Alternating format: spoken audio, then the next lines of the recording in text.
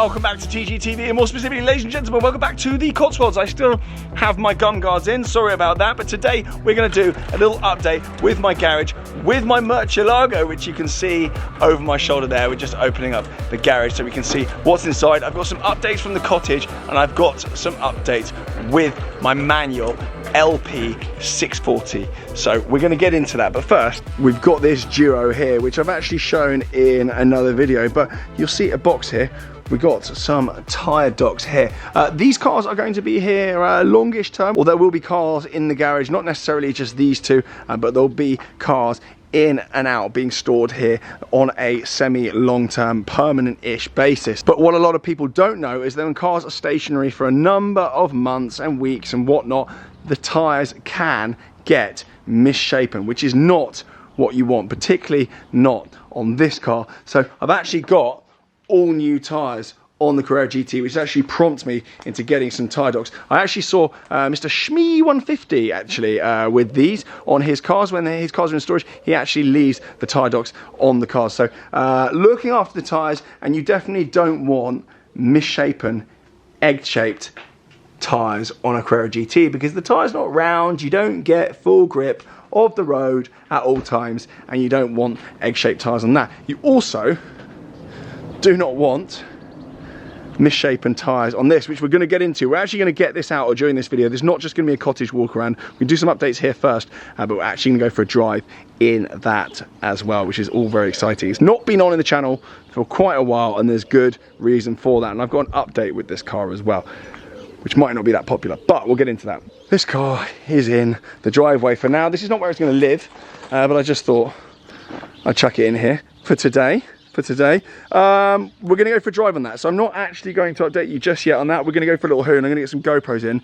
We're going to go for a little bat around. You can listen to that. We've also got here my IntelliPost. That, believe it or not, is a bollard that comes up full height with a little Bluetooth fob there as well, but you all got far too excited last time I showed you that, so you're not going to get shown that again, or maybe you will in the next video. I'll leave the link for those below as well, and I think you can get 100 quid off if you quote TG100 at checkout. It's all very exciting, but wireless, no hard wiring needed whatsoever, literally installs in minutes, and then you go.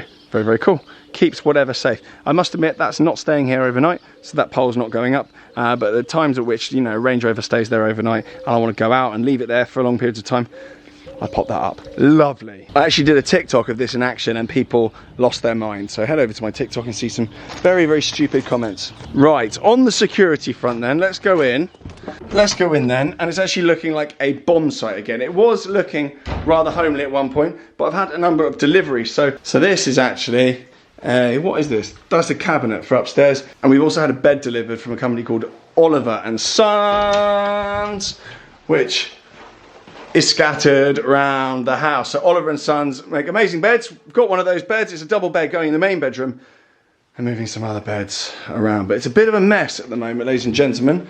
However, I do want to show you something that also very, very cool on the security front. I had a delivery from a company called Simply Safe. Many of you will have heard of them before, but basically I put together a bespoke package on their website of all sorts of bits needed to secure my home. So this is what has been delivered, and if you're really lucky, I'll leave a code or a link below for you, so make sure you check out underneath the video for this stuff. If you want a security system and you don't want to be messing around with hard wiring stuff, and you're not a technical guy, because I know I'm not, these guys are amazing. So they literally send you everything. You can build your own system nice and easily, and everything arrives in boxes telling you exactly what it is. So you can actually see some of these things here. So I'll go through it one by one. I actually really like security. Security is like one of my little passions, actually. I'm quite kind of into it all behind the scenes. So we have got here smoke detector. Very good, particularly for the garage. So some of this stuff will be going in the garage. We've got a keypad for the alarm. We've got a glass break sensor.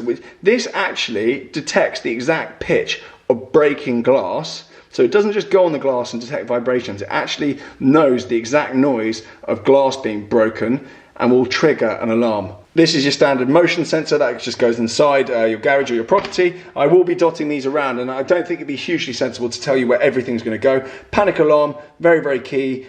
Typically you have that by your bed at night, you know, if you hear something going on, or you can kind of check the cameras. If you see stuff going on around the property that you don't like the look of, whack the panic button. Great, absolutely brilliant. This is actually quite clever. Again, water heater drip pan, that's quite a good idea. Temperature sensor, again, I'm probably going to use this in the garage if it gets too hot or too cold in there. I can do stuff about that, and I will be putting in some temperature controlled stuff into the garage in time as well. So I'm not done with the garage just yet, and that is going to be a part of that.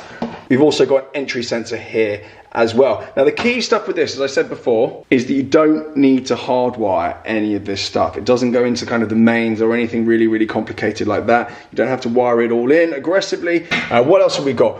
Important stuff. We've got this is an outdoor camera. As you can see, it is wireless. Super, super key. That is a wireless outdoor camera. That's weatherproof, all the rest of it. Great in low light.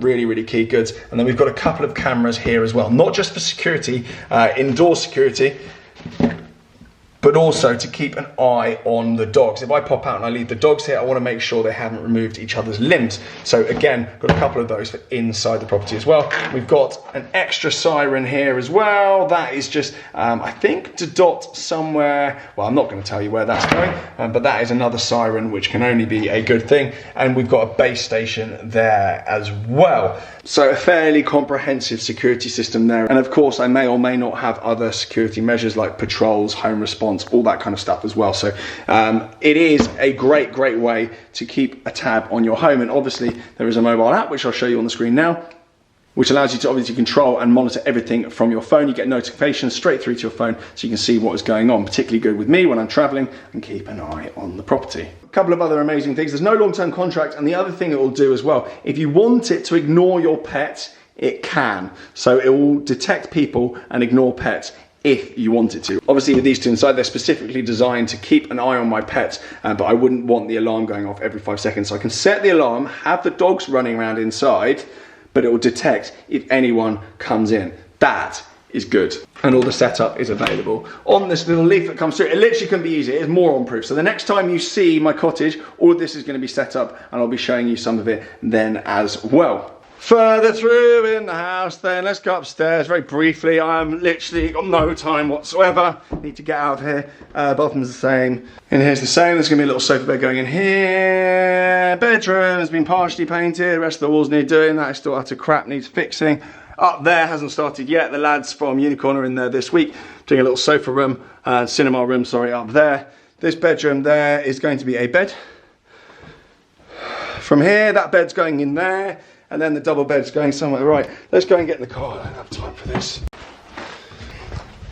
While you're all here then, you want to get into the Murcielago, I assume this is the main interest of today's video, is to get behind the wheel of this, because she has not been on the channel in quite some time. So let me stick some GoPros in. I'm going to go for a little drive and explain what's been happening with this car and what is going to be happening with this car.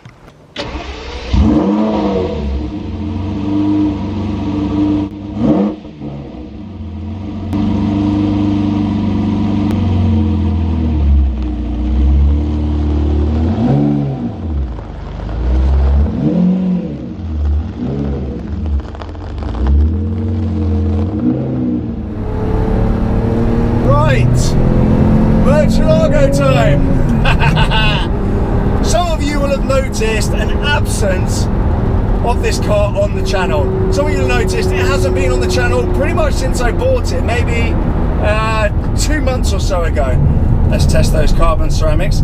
So, where has the car been? You will have seen it last at Goodwood. Now I don't know if I filmed a video on that, so it probably hasn't been on my YouTube channel. That's definitely on my Instagram, but it was a Goodwood Festival Speed on the Suntech stand just after getting full PPF put on it by the lovely Suntech bunch. However, the car has not been driven at all by me, other than it being winched onto a truck since well before Goodwood, and that has been due to a combination of things. Since I bought this car, I have literally been back to back every single day, give or take. The summer months are particularly busy for an Insta-Wally like me, and this summer's been no exception. It's actually been an unprecedented amount of busyness that's gone on. I know all Instagram people tend to say they're busy, but I genuinely have been absolutely slammed. And that's a good thing. Slammed means money, so I'm not complaining, but I've just been so busy, I've been unable to get this thing out and actually enjoy it. I had such high hopes for this. We're down to one GoPro for some reason. I had such high hopes for this car, the amount of content I was going to make on it, the amount of drives I'd go on with it, but we're getting towards the end of the summer and I've really not had any use out of this car whatsoever. And in actual fact, when I was loading the car up to go to Goodwood, I did have a little issue with a shim in the shifter. There was a little shim inside the manual gated box here that decided just to turn on its side a little bit, which meant that I couldn't put it into gear. I had to really struggle, and please do excuse the gesture, I had to use two fingers and get it into the manual gated box. I don't know why I keep saying manual, you know it's manual. I had to get it inside the kind of the gating to kind of help put it into gear. Not ideal. So the car has actually been at a specialist called BHP. Sonny, anyone into Murcielagos will know Sonny. So it's been with him getting sorted. It's actually been sat there for weeks after getting fixed, just waiting for me to stop being a busy, not very important prat and come and get the car. So that is why you haven't really seen the car. A cacophony of useless excuses from me and nothing hugely dramatic, but I just haven't got round to actually getting out here and getting in the car. Sonny's actually based in Bicester. I'm obviously in the Cotswolds vast majority of the time. So he's not been a million miles away, but just logistics. What is going on here? Are you okay? You're an absolute... I'm right behind an articulated lorry doing 60 miles an hour in a 60 zone with adequate braking distance, and you've literally overtaken me and gone into my braking zone. That is not how you drive, ladies and gentlemen. What absolute... We're going to be immature, ladies and gents. You're a... There we go. That felt better. So, plans with this car then. When I bought this car, there were various kind of little bits and bobs I wanted to do with the car. I wanted to kind of take it through a content journey and do my usual OEM plus resto type thing. The car's not bad. There's a couple of age-related things that you'd expect from a 2006 car that I did have planned to sort. But time is running away with me this summer. I am about to put a terrifying amount of money into a new project, which I'm going to have to talk about soon on the channel. I'm running out of time on that as well. I'm running out of space off the back of that project as well, and I'm thinking might be an unpopular choice, but I might have to come out of this and one or two other things. You'll notice that my 996 is up for sale. My Testarossa is in for a service now as well. That may well be going up for sale as well. And this may well be going to Baytree, where I bought the car, for sale as well. It's a unicorn. And to be honest with you, I'm actually just too poor to do this next project whilst holding on to everything. I'm just too poor. This is worth a lot of money. It's going to be worth a lot more money down the line. So whoever manages to get it will do very well on it. And I know full well that things like the Testarossa, things like this car, you know, in 3 to 5 years, I'm going to be kicking myself, but I physically don't have the cash flow to do it all. That's me being completely honest with you. I'm still pretty young, and I need to make a big step outside of cars, and that time is now. So I'm going to probably come out of this car. I may well change my mind, but I'm probably going to have to come out of this car, which is actually all a little bit annoying and not something that I really want to actually do. But I know this car is going to be good news. In America, these are, don't know, best part of $1 million now for manual LP640s. I know Ed Boleyn's built his own manual LP640. He loves them that much. It drives amazingly. It's an absolute unicorn, particularly in this color. I just don't have the space, the cash flow, or the time to give it the content and the whole series that it actually deserves at the moment. I just can't do it. I'm really struggling with the amount of stuff that I've bitten off, the amount of things that I'm doing. I'm finding I'm doing a lot of everything quite badly, and I need to start actually concentrating on various things. I need to put hundreds and hundreds of thousands into a new project.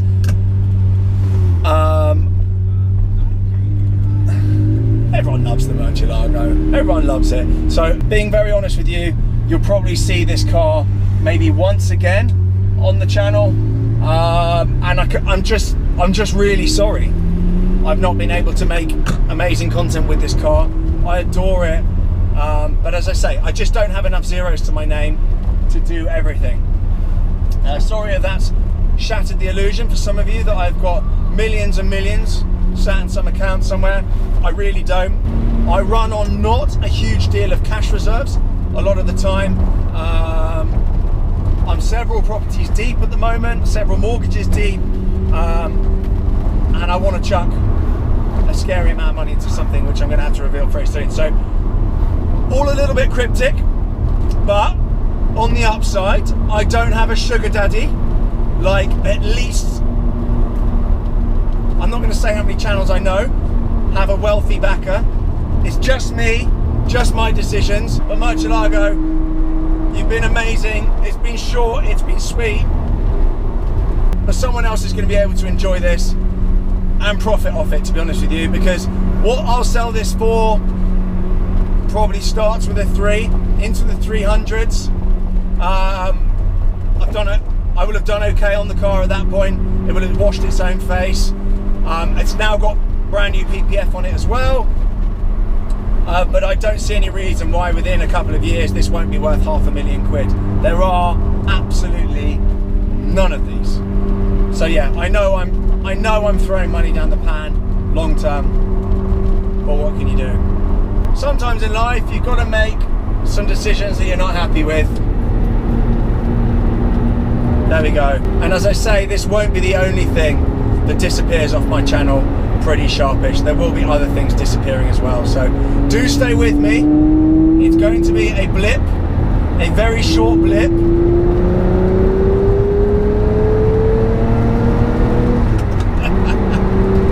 There will be other things coming to the channel.